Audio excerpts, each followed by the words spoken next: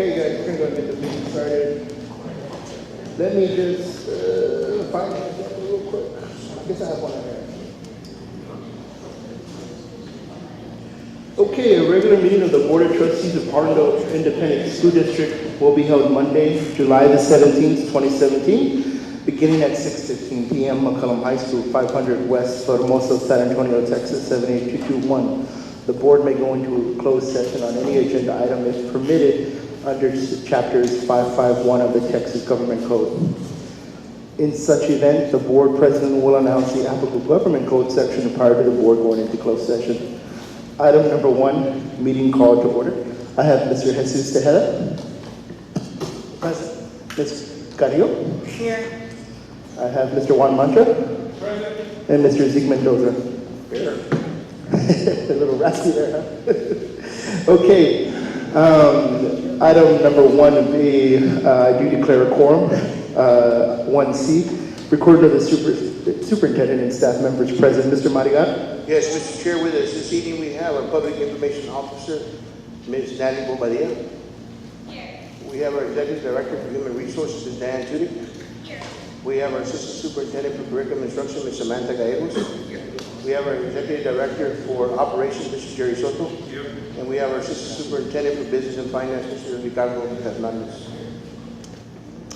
Before we go any further, just our community unfortunately lost two icons here in the South Side and then basically San Antonio. I think as many of you know, we lost Mr. Revelo, and we also lost Mr. Jaime Martinez, a local civil rights activist. So if we could just take a moment of silence for them and just reflect for a second.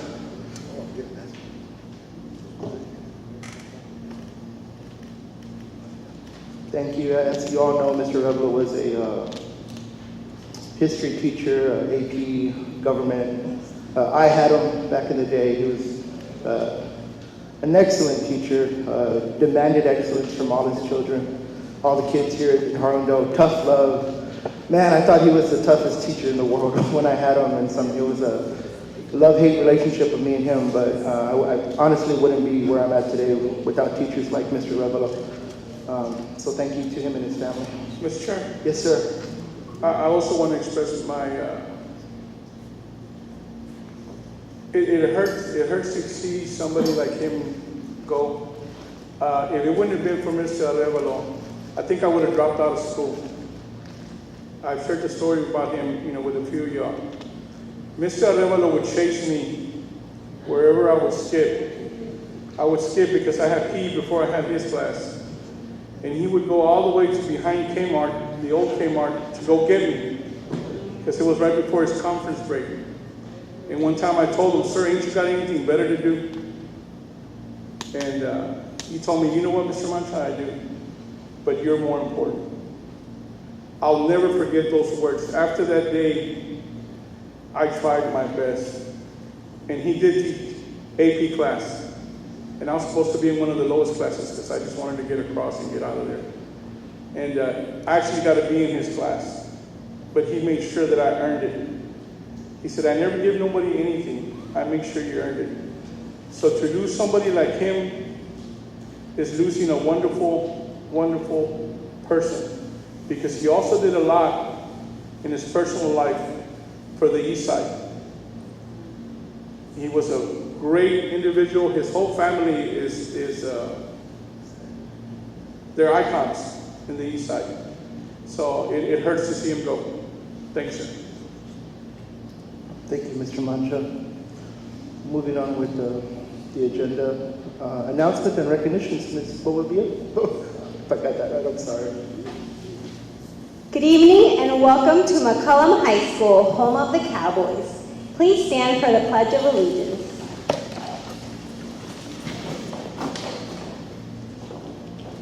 I pledge allegiance to the flag of the United States of America and to the republic for which it stands, one nation, under God, indivisible, with liberty and justice for all. Now for the Texas flag. Honor the Texas flag. I pledge allegiance to thee, Texas, one state, under God, one and indivisible. Now for announcements. So the first day of school is Monday, August 28th, and with that comes registration.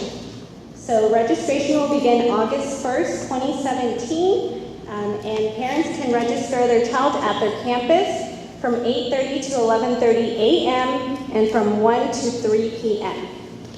Meet the Teacher Night for elementary schools. It's Wednesday, August 23rd at 6 p.m. Sixth grade orientation for middle schools is Tuesday, August 22nd, and open house is on that same day from 6 to 7 p.m. Freshman orientation will be Thursday, August 24th from 3 to 5 p.m., and open house is on that same day from 6 to 7:30 p.m. So if you don't have any shots, you can't come to school. University Health System school-based clinic at Collier Elementary is ready to help with your immunization needs. You can call 210-606-4789 to make an appointment. And they will also be at several of our campuses to offer immunizations. On August 5th, they will be at the Friends of Mancha Back to School event, which will be taking place here at McCollum High School in the cafeteria from 8:30 to 1 p.m. On August 12th, they will also have a physical and immunization event. And on August 22nd, they will be at the Terra Wells Middle School open house. On August 23rd at Gilbert Elementary, and on August 24th at STEM Early College High School. Summer graduation is taking place August 23rd from 5:30 p.m. here at the McCollum High School auditorium. So make sure you support our graduates. And football season tickets go on sale August 21st. Tickets are $8 per game. So Harlandale High School will have a total of 6 home games, so the season tickets are $48. For McCollum High School, there will be 5 home games, so that will be a total of $40. And you can purchase these at the athletics department located at 1201 96th Street. So the 14th annual Friends of Mancha Family Back to School event in partnership with District 3 Councilwoman Rebecca Villagran will take place on Saturday, August 5th from 8:30 to 1 p.m. Here at the McCollum High School cafeteria, and it's open to anyone. They just have to be in kinder or 12th grade. So we'll be having free backpacks, school supplies, haircuts, sports physicals, and some health and dental screenings. So make sure you come and take advantage of that. And that concludes our announcements. And there are no recognitions tonight. Thank you so much. Thank you. Item number 3, citizens to be heard. We actually didn't have anybody sign up, so I'm going to go ahead and skip over item number 3, citizens to be heard. Number 4, information and Number 4, information and discussion. Number 8, Insurance Committee report. Mr. David Abudi is the chairperson, so I guess we're going to give that to Ms. Tudyk. My pleasure. Thank you, Mr. Quesada, board members, Mr. Madrigal. Mr. Abudi has asked that I did read them today. He's running just a bit late. We had 2 meetings, so I'll go quickly as in the best interest of time. The Board Insurance Committee met on Thursday, July 6, 2017. Present were David Abundi's chair, Zeke Mendoza, and Mr. Tejeda board members, as well as Mr. Madrigal, and our superintendent, Elizabeth Guajardo, our benefits coordinator. After the call to order and introduction of staff, we reviewed renewal and carrier information for athletic, property, auto, crime, and excess workman's comp. The athletic insurance currently through National Guardian Life, which covers UIL athletes, renews effective as of August 1. All other insurances that cover the district and its property will renew on September 1. Ms. Guajardo shared that an RFP for athletic information was created and posted on June 12th and was open on July 5th. An RFP for property insurance was created and posted on May 8th and opened on June 20th. To ensure timely renewal of the athletic insurance, the committee members confirmed that the proposal information for athletic and property could be ready for review on July 13th. So a recommendation could be made to a board meeting scheduled for July 17th. Renee Urquiaga, a health coach provided by United Healthcare, presented information on the wellness activities currently available to Harlandale. Rally and Real Appeal, and members of the Employee Advisory Committee offered different ideas on how to ensure employees of Harlandale were notified. SWPC closed out our meeting by presenting the status of health insurance and the loss ratio to date. The Board Insurance Committee asked the staff on their performance, how they were working. The committee also wishes the partnership to continue and to proceed by exploring all aspects of health insurance renewal and enrollment, always to get the best product for our employees. Specifically, Mr. Madrigal and the board acknowledge the importance of continued communication and education with our employees. And we adjourned at 7:24. Our next meeting was Thursday, July 13th. Present were Chair David Abundis, Zeke Mendoza, Jesus Tejeda, as well as Ms. Pardo, our benefits coordinator. After the call to order, we review the results from our property insurance. The proposal contained 2 quotes, American Home and Hartford Insurance. The board committee members wanted to confirm that effort was made to ensure that multiple quotes were solicited and that all quotes under review have an acceptable AM Best rating. Mr. Bass shared that American Home is a sister company to AIG, with both quotes having an A rating. He also shared that several other quotes were obtained, however, the 2 presented were the most competitive. Side-by-side comparison were reviewed and deductible types and amounts were discussed in detail. The Board Insurance Committee will present the recommendation to place American Home effective as of 9/1 with an annual premium of $276,000 for 2 years. RFP 17052 for athletic insurance was reviewed. 1 proposal was received with 5 plan options from Jeff Johnson with the brokerage store. 2 plans were disqualified due to price and coverage options, leaving 3 for review. Renewal of the current plan would result in premium increase of $13,380. Ms. Guajardo did confirm that a submitted plan proposal, which would offer a savings of $11,020 annually, was a viable option. The conversation continued. I'll speed it up a little bit. The Insurance Committee will present the recommendation to place the Texas Star-based plan through the brokerage store for athletic insurance effective 8/1. RFP 17073 was for workman's comp excess insurance, was reviewed. 1 proposal was submitted with 2 quotes. Our current carrier offered a renewal rate of 0.0513 and Midwest Employers Casualty offered a rate of 0.0461 and a 2-year rate guarantee. The Board Insurance Committee will present the recommendation to place Midwest Employers Casualty as a workers' comp excess insurance carrier effective 9/1. Meeting adjourned. Thank you. Thank you, Ms. Tudyk. That was a very detailed report. Any discussion on the Insurance Committee minutes? Moving on to B, Policy Report, Mr. Jesus Tejeda, Chairperson.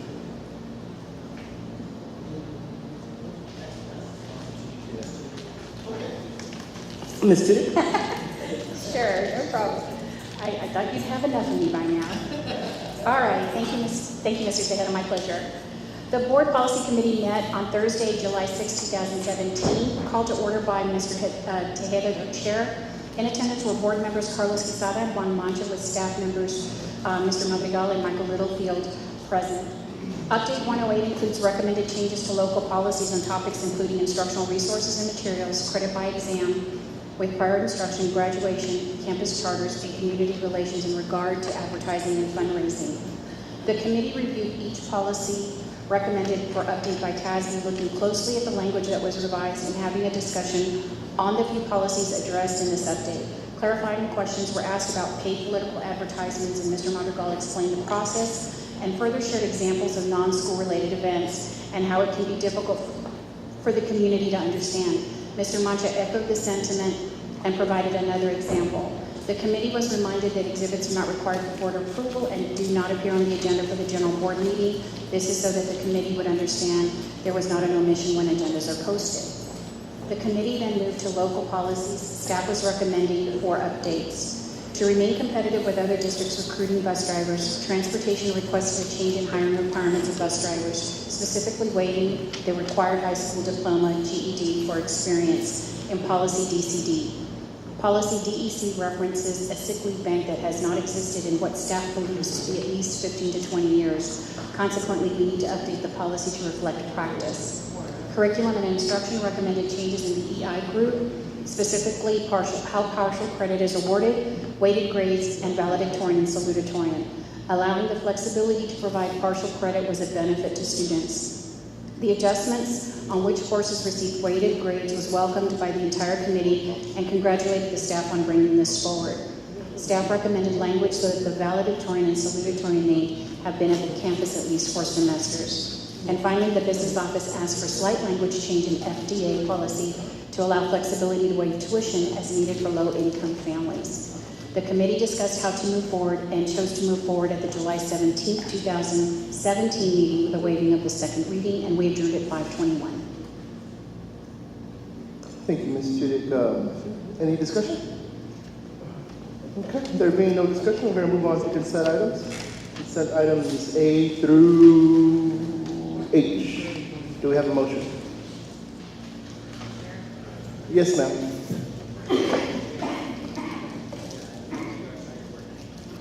We're having some technical difficulties. It's a small crowd, so just... Okay.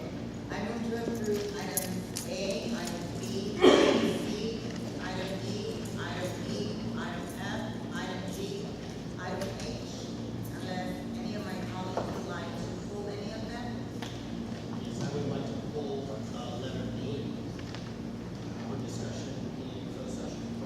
Okay, so we have all the items except for item D that needs to be pulled.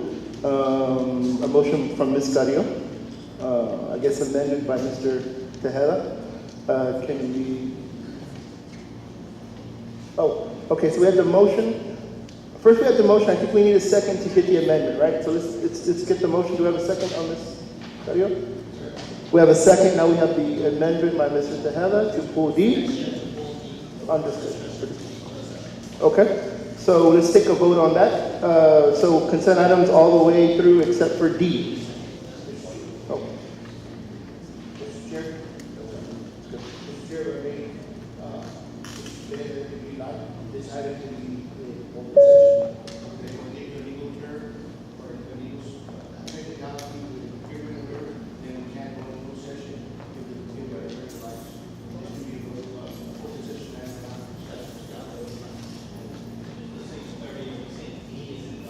Yes. the items is considered or take action, take appropriate action on prosecution. Oh, thank you. Okay, so let's take a vote on everything except for D, to consent everything but D. Right? Okay, all those in favor? Okay, the motion carries. We approved everything except for D. Did you want to discuss it right now, or did you want to try to? Okay, so let's go into D. First, we got to do a motion to discuss it, I think. So,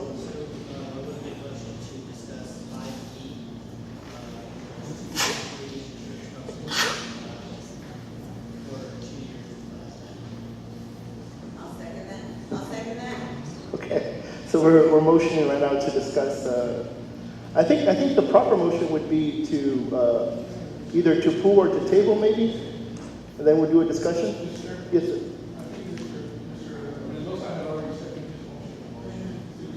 Okay, so let's just okay. So let's go into this. Okay, well, I'm getting too much thought into it. So let's go ahead and just discuss. Mr. Chair, at this time, I'll attend Mr. Tejeda's request for information or what he'd like to discuss further. Mr. Tejeda? Well, I just want to kind of get some more information in regards to our cancellation. If there's any actually cancellation fees, what's the time frame of why, or how long we have to cancel, and also kind of see if there is an option that we can go ahead and get a couple more actual providers out there that can be able to give us more of more quotes for the actual property. Mr. Chair, if I may, right now, what I am going to do, Mr. Hernandez and Ms. Tudyk, I'm going to allow for, again, Ms. Wahardo to come up to the podium, and again, Mr. Mora also to come up to the podium. And then that way they can help answer some of those specific questions. And again, my understanding, one of the first questions is, okay, we went out. Can you share with us the process, again, the responses, if any, how many? And then if you can kind of share with us, to answer his other question was, is there still time for us to go out for the property insurance? When does it begin? When does the policy take into place? When does it end? And the idea that, Mr. Head, I understand, is there an option for the staff to go out and revisit other quotes after a period of time? What are our options? What is the procurement and what are the processes we can go through?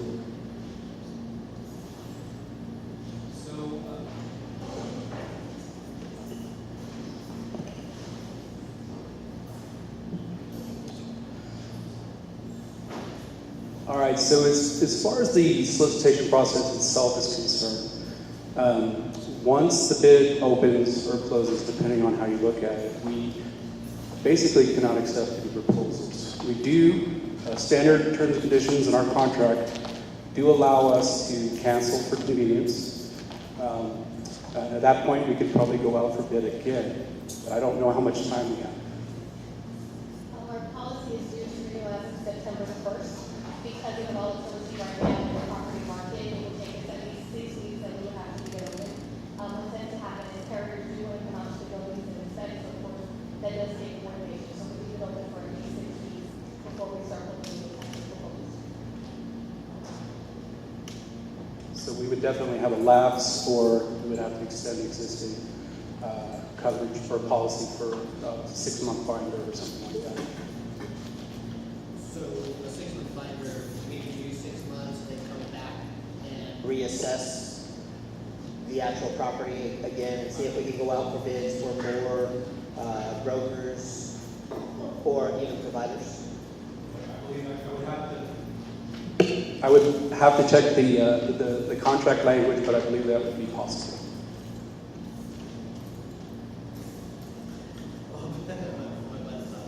So my biggest thing is, okay, here it goes. I think he has to turn this on. What I'm trying to figure out here is that we only had one broker that came to us. Yes, we had several different providers out there, but what I'm trying to see is that, is there a way that we can get more brokers out there that can probably come in, publicize it a little longer, so we can get more of a competitive quote instead of just getting one. So we did not just advertise to one. We initially, when our RFP was first advertised, we sent it out to 4 agents of record. They had previously bid or had expressed interest prior to in bidding on our contract. So we did send that out to them.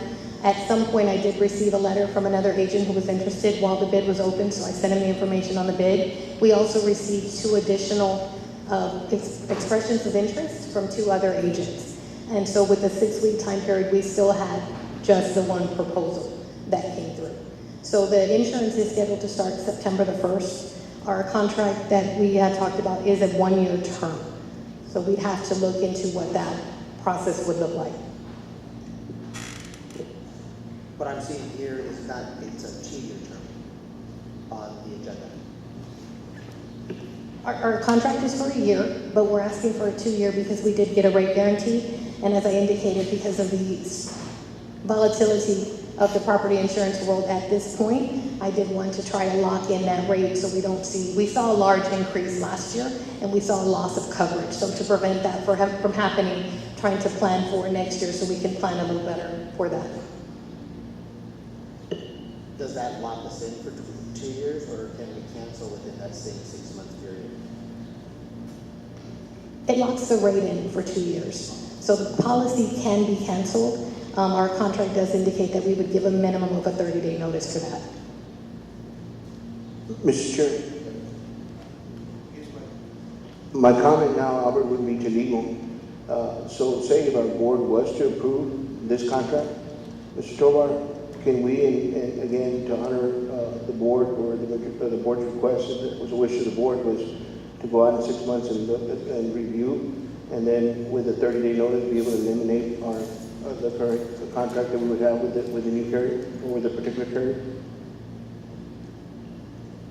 I think we're getting into legal issues now. And if we start getting into legal issues, I would advise that the item be discussed in executive session. But just based upon what I'm hearing, what I'm understanding is that if there's time to allocate the request, that is possible. That can be done by the board. The board can. It's time.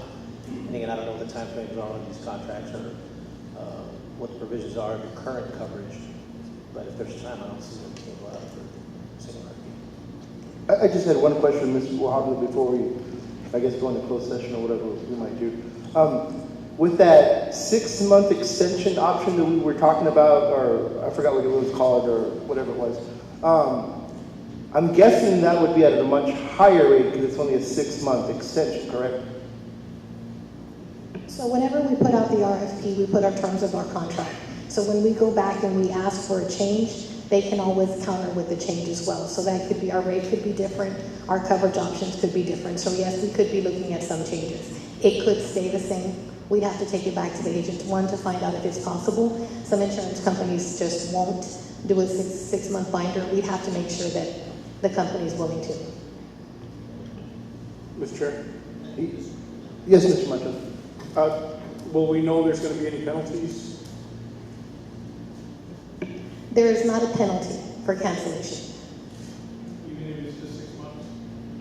Even if it's just 6 months, the contract that we're looking at, the American Home, does not have, there are some early cancellation penalties, but it's not attached to this particular policy. So I guess the question I have is, can we go for a 2-year contract at this moment and then come back and cancel the actual policy within 6 months and rebid or rebid and then cancel the policy at any time? The district always reserves the right to cancel within the terms of the contract. So I couldn't guarantee that the rates wouldn't be dramatically different than what they're being quoted now, of course, but that is definitely within the prerogative of the district to do so. But we are still locked in for the 2 years on the previous contract. Is that correct? No, we wouldn't be locked in. We would be locked in until we tender notice. So again, I guess for clarification, we want to lock in for 2 years right now. That's what we're voting for. Can we revisit this in 6 months itself to see if we can get a better deal as of our premium, and then come and cancel if there is something out there? I believe that would be perfectly acceptable. Okay, with that being said, then why don't we just, I guess, do we have a motion? Mr. Chair? Yes, ma'am. I move to approve item D, consent item D. Okay, we have a motion. Do we have a second? Mr. Chair, Yes, sir. are you going to amend the motion or just do it as the way it is? Guess we should, I would like to amend the motion. let's let Mr. Taylor amend his motion. If we could go ahead and review this in the next 6 months for this contract, but still approve the 2-year contract. Okay, so that was his original motion. He had, I guess, amended his original motion. I'll second. We have a second from Ms. Carrillo. All those in favor? Or take a vote. All those in favor? The motion carries unanimously with everyone who's here. Okay, moving on to, thank you so much, Mr. Hargrove. Thank you. Sorry. Thank you again. And staff, just I know that, of course, we bring names forward to our board, but I do want to officially, of course, Ben, again, has been with us. He's already purchasing individual who took Hector Revilla's position. So again, welcome to Harlan Delaste. Thank you so much. Hector was a really cool guy. So he got big shoes to fill. Okay, moving on to item 6, individual items. The board will appoint a delegate, an alternate delegate for the TASB 2017 Assembly in Dallas. This is always an honor to have a delegate. I personally, I mean, Mr. Taylor, would you entertain being our delegate at the TASB? Yes. Okay, well, we have Mr. Taylor. Can we entertain an alternate? Mr. Mendoza, would you mind being our alternate down there? Just in case of Mr. Dele can't make a meeting or something? Sure. Okay, so I guess my motion would be to appoint Mr. Tejeda as our delegate and Mr. Zeke Mendoza as our alternate. Do I have a second? Second. Motion and a second, all those in favor? Motion carries, unanimous decision. Item number 7, convening closed session as authorized by the Texas Government Code, Chapter 551, Section 551.071 through 551.084. A, the board will discuss the recommended regular personnel report, GDC 551.074, and B, the board will discuss the superintendent's recommendation of the appointment of a principal of Morrow Elementary and subject to future reassignment by superintendent, TGC Section 551.074. Do I have a motion? I have a motion, second. Second. Okay, all those in favor? Okay, it is now 6:47, we're in closed session. There's some good